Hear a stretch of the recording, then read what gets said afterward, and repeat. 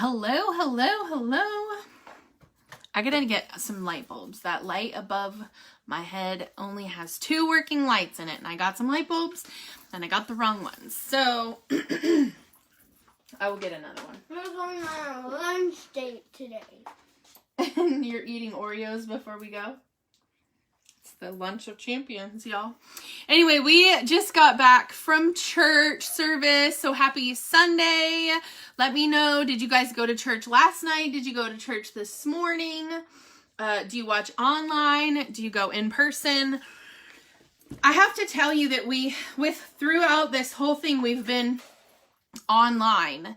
And to walk back into the sanctuary, we've been going Saturday nights, but to walk into the sanctuary Sunday morning, there's just something different. There's just something different about that.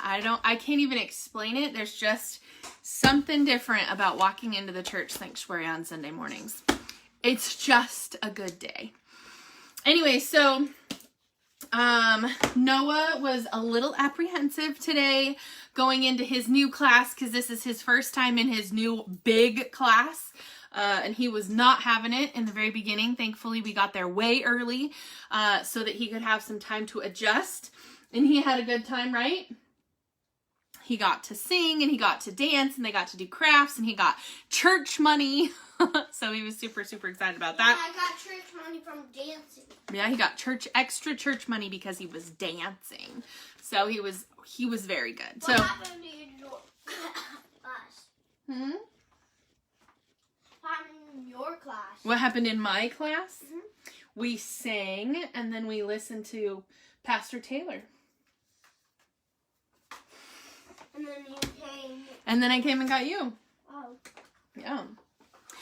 Anyway, so happy Sunday, y'all. I'm supposed to be in a leadership training and your girl cannot. I cannot focus. So we had church and Noah and I are going to go have a lunch date. So it's just him and I. It was just him and I last night and it's just him and I today. So we're going to go have a lunch date. And he wants to go to the dollar store. So just so happens that the sushi restaurant that I love is right next to the dollar store that he wants to go to. Coincidence? I think not. Okay, I think not. There's a reason why I drink ketones. So I can eat sushi. Okay, don't come for me. Anyway, what I realized in the middle of church service this morning was, oh crap, I did not read our devotion last night when I did when I did our update last night. So I apologize. I will read 2 days of devotion for you guys today because I didn't yesterday. Call me a bad Christian. All right, let's see.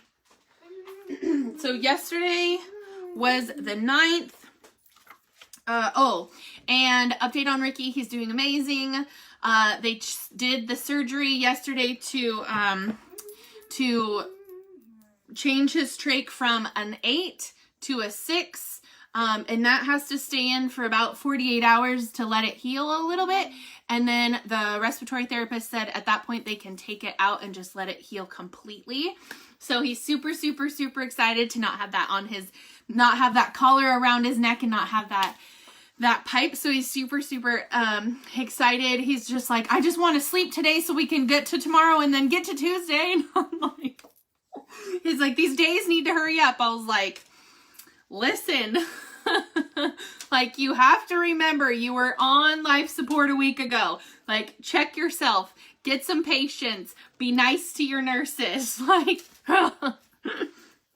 anyway, I digress. He has been having popsicles, y'all.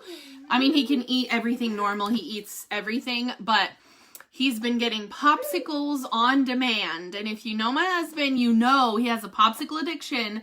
So he's getting them on demand now. So he's excited about that. Anyway, so October 9th, which was yesterday, because I did not read our devotions yesterday. This one said, freed for life. Let any one of you who is without sin be the first to throw a stone at her. John 8:7.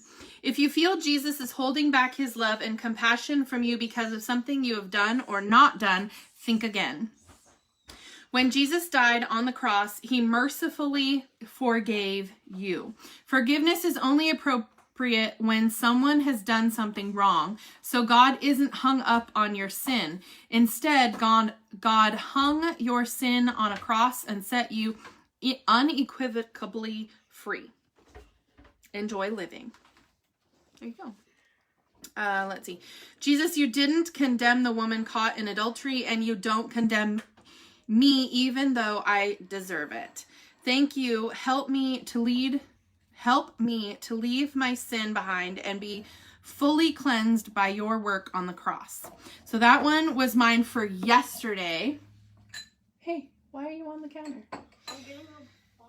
And so this one is for today. So October 10th, it says greater works. Most assuredly, I say to you, he who believes in me, the works that I do, he will do also. I'm waiting for the glass to break behind me. And greater works than these he will do, because I go to my Father. John 14:12. The clock ticks and time passes as you wonder if you've made the most of each second. Hey. You seek meaning in the mundane, and you begin to wonder if you'll ever taste the miracle in the moment. You believe that God is capable of the impossible, but he really use you to but would he really use you to accomplish it? I promise I can read, Lord. Let's see. Let's try that again. You seek meaning in the mundane, and you begin to wonder if you'll ever taste the miracle in the moment. You believe that God is capable of the impossible, but would he really use you to accomplish it? Is he great enough and powerful enough to transcend your mediocrity and turn the works of your hands into something that will last for eternity? I kind of have to chuckle because, yeah. Let's see. No matter what you believe you are capable of, God knows your intended purpose. Give yourself completely to him, and he will accomplish things you could never have imagined.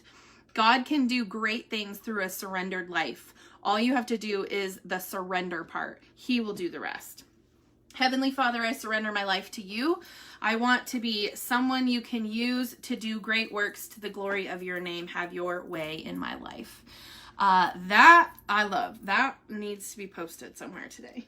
I need to take a picture of that. Okay. I like that one. Hello. I know Ricky's doing so good. We're so proud of him. He just keeps chugging along. It's so crazy. And he has, oh man, the stories he can tell y'all.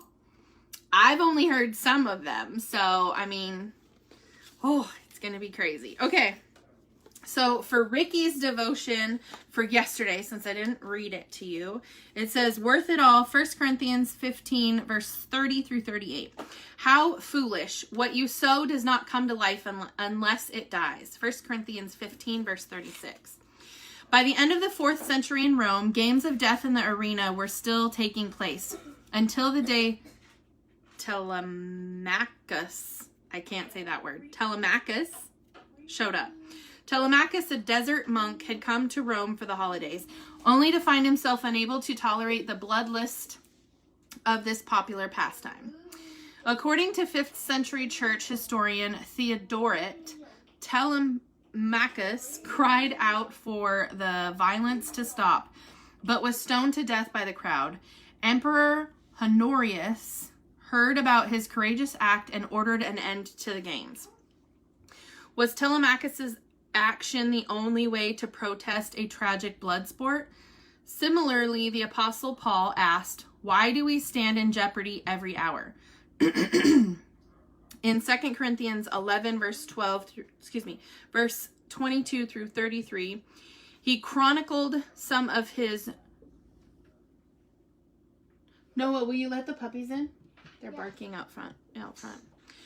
He chronicled some of his travails for the love of Christ, many of which could have killed him. Had it all been worth it? In Paul's mind, the matter was settled. Trading temporary things for eternal honor is a great investment.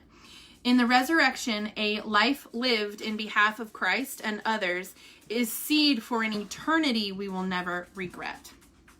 Wow.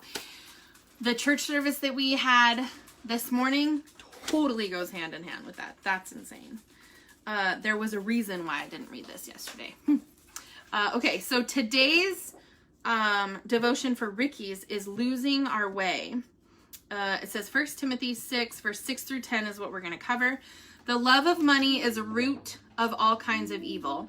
Some people, eager for money, have wandered from the faith and pierced themselves with many griefs. 1 Timothy 6, verse 10. An online survey conducted by a New York law firm revealed that 52% of Wall Street financial service professionals have either engaged in illegal activity or believed they may need to do so in order to be successful. That's insane.